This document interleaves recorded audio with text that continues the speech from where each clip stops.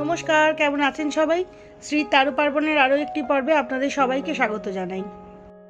আজকে যে রান্নাটা করে দেখাবো সেটা খুবই পুরনো রান্না। আমার দিদা আর মাসিরা এই রান্নাটি করতেন। খুবই সিম্পল, কিন্তু খেতে অত্যন্ত উপাদেয় হয়। মাছের ডিমের ঝাল তরকারি।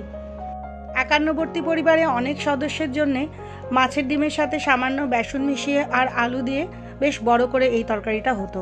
তাহলে চলুন দেখা যাক।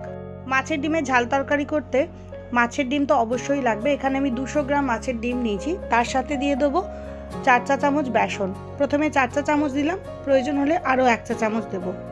সামান্য একটু হলুদও দিয়ে দেবো, সঙ্গে দিয়ে দেবো সামান্য একটু নুন। 2টো কাঁচা লঙ্কা কুচিও এর মধ্যে দিয়ে দেবো, তবে যে যেমন ঝাল খান সেই অনুযায়ী কাঁচা লঙ্কা কুচিটা দেবেন। মাছের ডিম ভাজার সময় ভীষণ ছিটকোয়, যাতে কম ছিটকোয় তার জন্য দিয়ে দিলাম 1 চা চামচ সর্ষের তেল। এবার সব উপকরণগুলোকে ভালো করে মিশিয়ে নেব। এখন মিশ্রণটা একটু পাতলা আছে, তার জন্য দিয়ে দিলাম আরও 1 চা চামচ বেসন, দিয়ে আবারও ভালো করে মিশ্রণটাকে মিশিয়ে নেব। বড়াগুলোকে ভাজবার জন্য এবার কড়াই নিয়ে নিয়েছি সর্ষের তেল। তেলটা যখন খুব ভালো করে গরম হয়ে যাবে, গ্যাসের আঁচটাকে মাঝারি করে দিয়ে একটা একটা করে মাছের ডিমের বড়াগুলোকে ছেড়ে দেব। যদি মাছের ডিমের বড়ার সাথে পেঁয়াজ খেতে পছন্দ করেন, তাহলে এই মিশ্রণের মধ্যে অল্প একটু পেঁয়াজ কুচি দিয়েও ভাজতে পারেন। গ্যাসের আঁচটাকে মাঝারিতে রেখেই বড়াগুলোকে এপিট ওপিট করে লাল করে ভেজে তুলে নেব।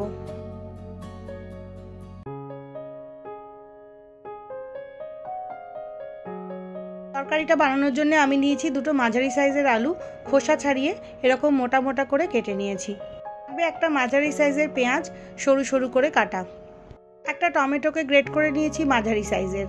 লাগবে 4 থেকে 5টা কাঁচা লঙ্কা চেরা আর ধনেপাতা। ধনেপাতাটা গার্নিশিংয়ের জন্য লাগবে, এটা অপশনাল।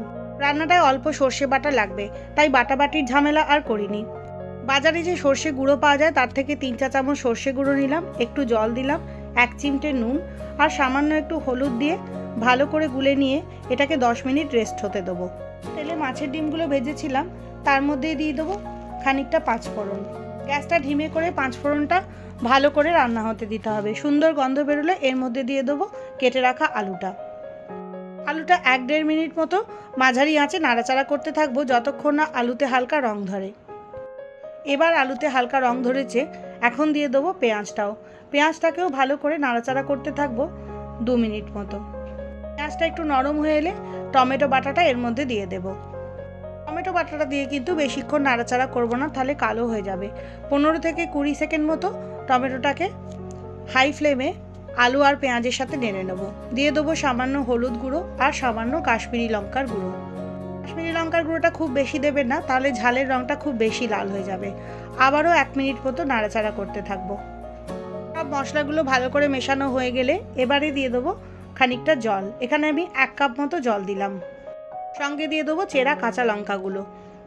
আবারও যে যেমন ঝাল পছন্দ করেন তেমনই লঙ্কা দেবেন। দিয়ে এবার একটা ঢাকা দিয়ে দেব।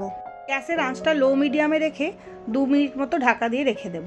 2 মিনিট পরে ঢাকাটা খুলে দেখব আলুটা সেদ্ধ হয়েছে কিনা। এখন আলুটা সেদ্ধ হয়েছে, কিন্তু আরও একটু সেদ্ধ হতে বাকি। এই সময় দিয়ে দেব সর্ষে বাটাটা। জল যদি খুব কমে যায় তাহলে এই সময় আরও একটু জল যোগ করে দিতে পারেন। সর্ষে বাটি ধোয়া জলটাও কিন্তু এর মধ্যে দিয়ে দিলাম। ভালো করে একবার সর্ষেটা তরকারির সাথে মিশিয়ে নেব। যখন এটা বেশ ভালো করে ফুটে উঠবে তখন 1 চিমটে চিনি দিয়ে দিলাম টেস্টটা ব্যালেন্স করবার জন্য। এটা কিন্তু অপশনাল, যদি ইচ্ছা না করে নাও দিতে পারেন। আবারও ঢাকা দিয়ে দেব। একটা ছোট টিপ দিই, সর্ষেটা যত বেশি ফোটাবেন তত কিন্তু তিতকুটে ভাব কম হবে।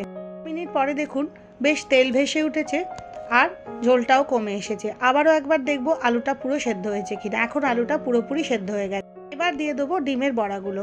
বড়াগুলো চাইলে একটু ভেঙে ভেঙেও দিতে পারেন। এই রান্নাটায় ঝোলটা খুব বেশি টানিয়ে দেবার দরকার নেই, কারণ ডিমের বড়াগুলো কিন্তু বেশ খানিকটা ঝোল টেনে নেবে। আরও 1 মিনিট মতো ঢাকা খুলে ডিমের বড়াগুলোকে ঝোলের সাথে ফুটতে দিতে হবে। এবার গ্যাসের আঁচ বন্ধ করে ওপর থেকে দিয়ে দেবো 1 চা চামচ কাঁচা সর্ষের তেল আর গার্নিশিংয়ের জন্য কিছুটা ধনেপাতা। ভালো করে সব উপকরণগুলোকে একবার মিশিয়ে নিয়ে 5-7 মিনিট স্ট্যান্ডিং টাইম দিলেই তৈরি মাছের ডিমের ঝাল তরকারি। এই সহজ রেসিপিটা আপনাদের কেমন লাগলো আমাকে জানাতে কিন্তু ভুলবেন না। যদি আমার রেসিপি আপনাদের ভালো লাগে তাহলে চ্যানেলটা সাবস্ক্রাইব করবার অনুরোধ রইল। আবারও দেখা হবে পরের এপিসোডে। ততক্ষণের জন্যে সবাই ভালো থাকবেন। বাই।